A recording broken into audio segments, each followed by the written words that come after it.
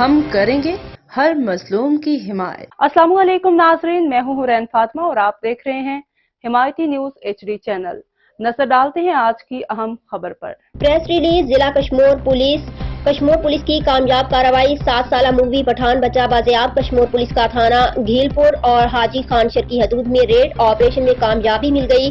7 سالہ مغوی بچہ بازیاب۔ تفصیلات کے مطابق مورخہ 14 مارچ 2024 کو 7 سالہ بچہ سی سیکشن کند کوٹ کی حدود پٹھان ولیج کند سے اغوا ہوا تھا۔ آج کشمور پولیس نے تھانہ حاجی خانشر کی حدود کچے کے علاقے میں مقابلے کے دوران مغوی بچے کو بازیاب کرا لیا۔ مغوی کی تفصیل مندرجہ ذیل ہے۔